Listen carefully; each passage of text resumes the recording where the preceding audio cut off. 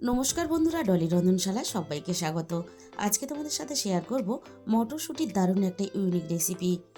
মটরশুঁটি হয়তো তোমরা অনেক রকমভাবে বানিয়ে খেয়েছো, তবে একবার এইভাবে বানিয়ে খেয়ে দেখো। গরম গরম ভাত, রুটি বা পরোটা সব কিছুর সাথে খেতে দারুণ লাগে। আর খিদের থেকে এক মুঠো ভাত বা দুটো রুটি কিন্তু বেশি খাবে, আমি তোমাদের গ্যারান্টি দিয়ে বলতে পারি। আর রান্নাটা খুবই সোজা আর খুব কম সময়ে হয়ে যায়। যখন ইচ্ছা হবে তখনই কিন্তু তোমরা বানিয়ে নিতে পারবে। দুপুরে লাঞ্চে হোক বা রাতের ডিনারে ঝটপট কিন্তু তোমরা এই রেসিপিটা বানিয়ে নিতে পারবে। এখান থেকে আমি অল্প একটু মটরশুঁটি নিয়ে মিক্সির জারের মধ্যে দিয়ে দিলাম। এবার আমি এই মটরশুঁটির সাথে দিয়ে দেব একটা মাঝারি সাইজের টমেটো। এবার আমি টমেটো আর মটরশুঁটি একসাথে খুব ভালোভাবে একটা পেস্ট বানিয়ে রেডি করে নেব।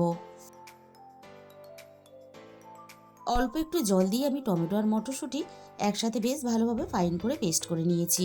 এবার এটাকে একটা সাইডে রেখে দেব। আর এই রান্নার জন্য আমি মাঝারি সাইজের দুটো পেঁয়াজ নিয়েছি। মটরশুঁটির পরিমাণ বুঝে পেঁয়াজের পরিমাণটাকে আমি ব্যবহার করেছি। তোমরা যখন এই রান্নাটা করবে তখন মটরশুঁটির পরিমাণ বুঝে পেঁয়াজের পরিমাণটা বাড়িয়ে বা কমিয়ে নেবে। এবার আমি পেঁয়াজটাকে বেশ একটু বড় বড় টুকরো করে কেটে নেব। এই রান্নার জন্য পেঁয়াজ কিন্তু একটু বড় বড় টুকরো করে কেটে নিতে হবে। রেগুলার আমরা যেভাবে পেঁয়াজ কাটি সেইভাবে কিন্তু পেঁয়াজ কাটলে হবে না, এরকম করে ঠিক একটু বড় বড় করে কেটে নিতে হবে। এইভাবে একটু বড় বড় করে পেঁয়াজ কেটে রান্নাটা করলে তাহলে রান্নাটা খেতেও যেমন ভালো লাগে আর দেখতেও কিন্তু তেমনই ভালো লাগে। আমি দুটো পেঁয়াজই ঠিক একইভাবে বড় বড় করে কেটে নিলাম। এবার আমি সবগুলো পেঁয়াজের পাপড়ি খুলে একটা একটা করে আলাদা করে নেব। সবগুলো পেঁয়াজের পাপড়ি দেখো আমি একটা একটা করে খুলে আলাদা করে নিয়েছি।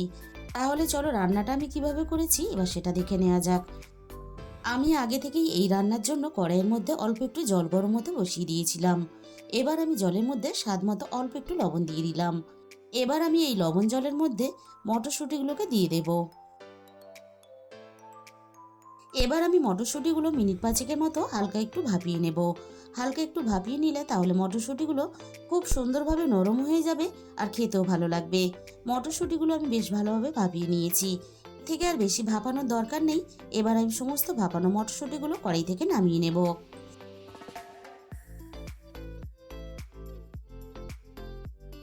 সমস্ত মটরশুঁটি আমি কড়াই থেকে নামিয়ে নিলাম। এবার আমি কড়াইয়ের মধ্যে দিয়ে দেবো প্রয়োজন মতো সর্ষের তেল। আমি এই রান্নাটা সর্ষের তেল দিয়ে করছি, তোমরা চাইলে কিন্তু রিফাইন তেলেও এই রান্নাটা করতে পারো। তেলটাকে আমি প্রথমে খুব ভালোভাবে গরম করে নেব। তেলটা খুব ভালোভাবে গরম করে নিয়ে এবার আমি তেলের মধ্যে ফোড়নে দিয়ে দেব অল্প একটু গোটা জিরে। এবার আমি জিরেটাকে একটু হালকা নাড়াচাড়া করে ভেজে নেব, জিরে থেকে সুন্দর মিষ্টি গন্ধ বেরোনো পর্যন্ত। জিরে থেকে সুন্দর মিষ্টি গন্ধ বেরোনোর সাথে সাথে আমি ভাপানো মটরশুঁটিগুলো তেলের মধ্যে দিয়ে দেব।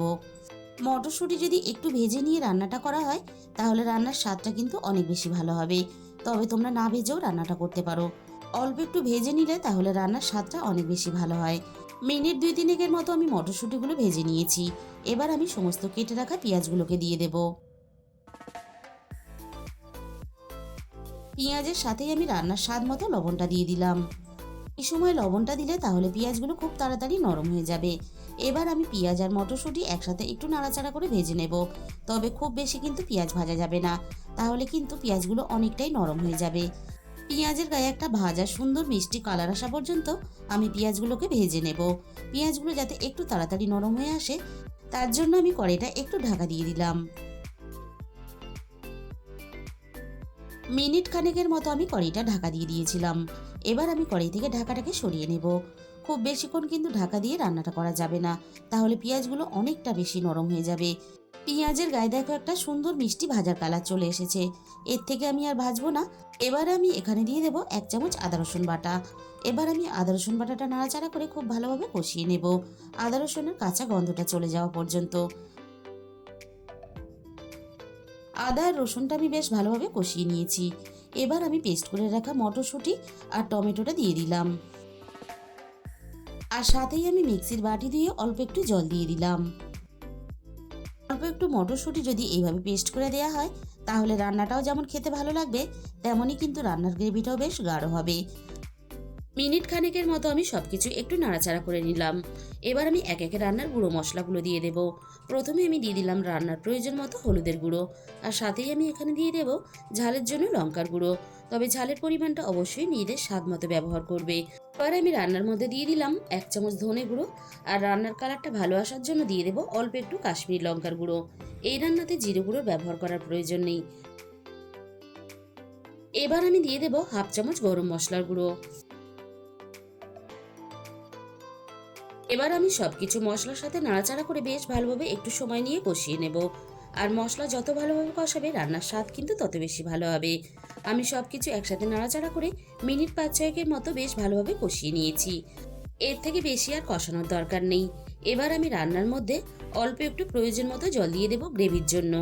তোমরা যদি রান্নাটাকেও একেবারে শুকনো শুকনো করে করতে চাও তাহলে কিন্তু জল দেওয়ার প্রয়োজন নেই। এই সময় কিন্তু রান্নাটা নামিয়ে নিতে পারো। আমি হালকা একটু গ্রেভি রাখবো, তার জন্য কিন্তু আমি অল্প একটু জল দিয়ে দিলাম। সবকিছু আমি একসাথে নাড়াচাড়া করে বেশ ভালোভাবে মিশিয়ে দেব। গ্যাসের ফ্লেমটা হাইতে রেখে আমি মিনিট 2-3 মতো রান্নাটা ভালোভাবে করে নেব। রান্নাটা আমি বেশ ভালোভাবে করে নিয়েছি।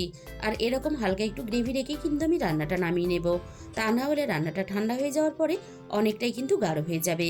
তাহলে বন্ধুরা, আজকের এই রেসিপিটা তোমাদের যদি ভালো লেগে থাকে, একদিন হলেও তোমরা মটরশুঁটি বাজারে থাকতে থাকতে অবশ্যই বাড়িতে ট্রাই করে দেখো। খেতে কিন্তু জাস্ট অসাধারণ লাগে। তাহলে বন্ধুরা, আজকের এই রেসিপিটা ভালো লাগলে ভিডিওতে একটা লাইক করে দিও, আর নিজেদের বন্ধুদের মধ্যে শেয়ার করে দিও।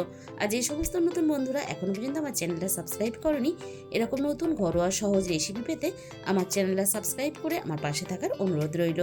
আর সাথে সাথে পাশে থাকা বেল আইকনটা ক্লিক করে অল করে দিও। তাহলে আমি যখনই কোনো নতুন রেসিপি আপলোড করব সবার আগে তোমার কাছে পৌঁছে যাবে। আর রেসিপিটা শেষ পর্যন্ত দেখার জন্য তোমাদের সবাইকে অসংখ্য ধন্যবাদ।